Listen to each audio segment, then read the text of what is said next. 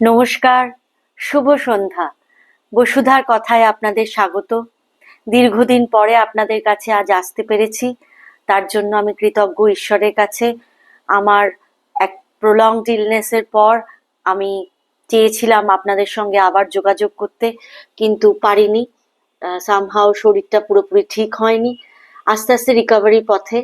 তো চেষ্টা করছি আবার সেই রিকানেকশন আপনাদের সঙ্গে করবার জন্য। আজকে ঠাকুরের কথা নিয়ে আবার এসেছি। ঠাকুরের কথা সবসময় বড় ফ্যাসিনেটিং। একজন মানুষ যার সোকল্ড প্রথাগত এডুকেশন নেই, যার কোনো সোকল্ড এটিকেট যার নেই, যার সোকল্ড ফ্রেমড বিহেভিয়ার যার নয়, সেই মানুষের কাছ থেকে যখন সহজ সাধারণ গল্পের ছলে আমরা জীবনের বড় বড় কথাগুলোকে জেনে নিই, তখন সেই কথা সত্যি আমাদের মর্মের ভিতর কোথায় যেন গিয়ে স্পর্শ করে। তো কথামৃতের তৃতীয় পরিচ্ছেদে ঠাকুরকে বিজয় জিজ্ঞাসা করছেন, বদ্ধজীবের মনের অবস্থা কিরকম হলে তার মুক্তি হতে পারে। তো আমাদের প্রাণের ঠাকুর একটা গল্পের মাধ্যমে তার উদাহরণ দিচ্ছেন। তিনি বলছেন, তীব্র বৈরাগ্য কাকে বলে একটি গল্প শোনো। এক দেশে অনাবৃষ্টি হয়েছে। অনাবৃষ্টি মানে খরা, যখন বৃষ্টি হয় না। চাষিরা সব খানা কেটে দূর থেকে জল আনছে। একজন চাষার খুব রোগ আছে। সে একদিন প্রতিজ্ঞা করলে যতক্ষণ না জল আসে খানার সঙ্গে আর নদীর সঙ্গে এক হয়, ততক্ষণ খানা খুঁড়ে যাবে। এদিকে স্নান করবার বেলা হলো। গৃহিণী মেয়ের হাতে তেল পাঠিয়ে দিল। মেয়ে বললে, বাবা, বেলা হয়েছে, তেল মেখে নিয়ে ফেলো। সে বললে, তুই যা, আমার এখন কাজ আছে। বেলা 2 প্রহর, 1টা হলো, তখনও চাষা মাঠে কাজ করছে, স্নান করার নামটি নাই। তখন তার স্ত্রী মাঠে এসে বলল, এখনো নাও নাই কেন? ভাত জুড়িয়ে গেল, তোমার যে সবটাতেই বাড়াবাড়ি, না হয় কাল করবে, কি খেয়ে দেই করবে। গালাগালি দিয়ে চাষা কোদাল হাতে করে তাড়া করলে, আর বললে, তোর আক্কেল নাই? বৃষ্টি হয় নাই, চাষবাস কিছুই হলো না, এবার ছেলেপুলে কি খাবে?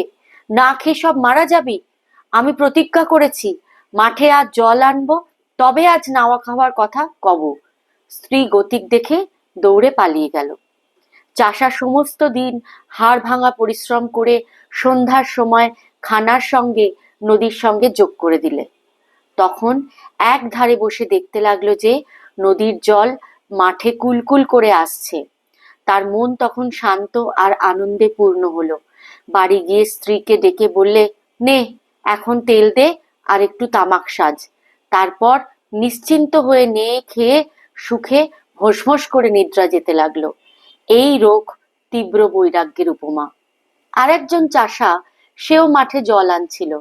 তার স্ত্রী যখন গেল, সে বললে, অনেক বেলা হয়েছে, এখন এসো, এত বাড়াবাড়িতে কাজ নাই। তখন সে বেশি উচ্চ বাচ্চা না করে কোদাল রেখে স্ত্রীকে বলল, তুই যখন বলছিস তো চল। সকলের হাস্য। সে চাষার আর মাঠে জল আনা হলো না। এটি মন্দ বৈরাগ্যের উপমা।